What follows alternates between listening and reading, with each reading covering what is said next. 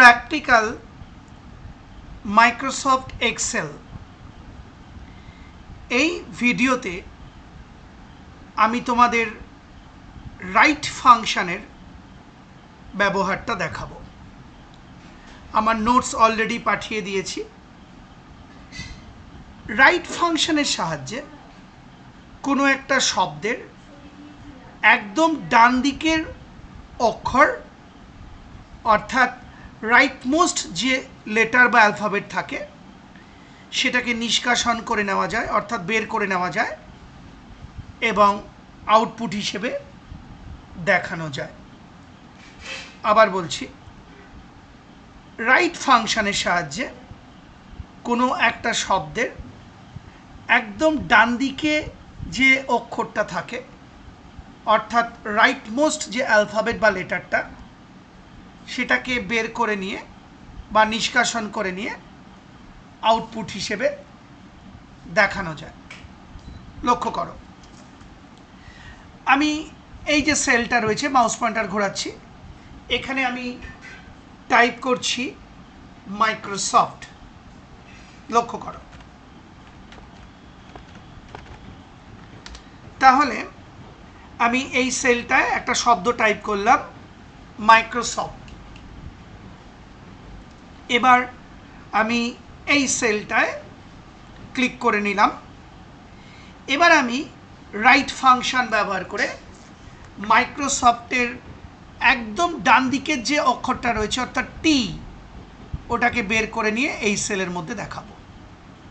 লক্ষ্য করো, প্রথমে ইজ ইকুয়াল টু টাইপ করলাম, কারণ তোমরা জানো ফাংশন বা ফর্মুলা লেখার আগে ইজ ইকুয়াল টু টাইপ করতেই হয়, নয়তো কাজটা হয় না। এবার আমি টাইপ করছি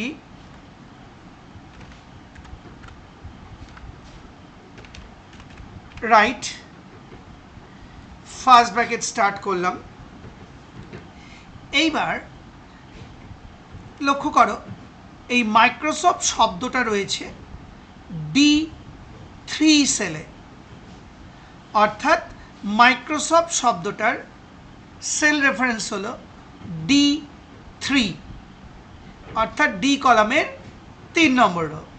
তাহলে আমি এখানে টাইপ করছি D3, লিখে ব্র্যাকেট ক্লোজ করলাম। তাহলে কি দাঁড়ালো?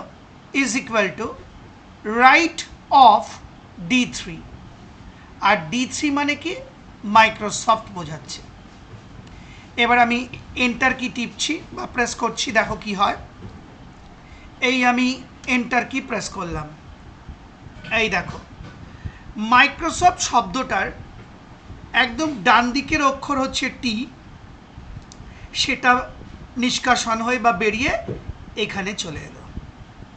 আবার বলছি, মাইক্রোসফট শব্দটার একদম ডান দিকের অক্ষর বা লেটার হলো টি, সেটা বেরিয়ে এইখানে চলে এলো।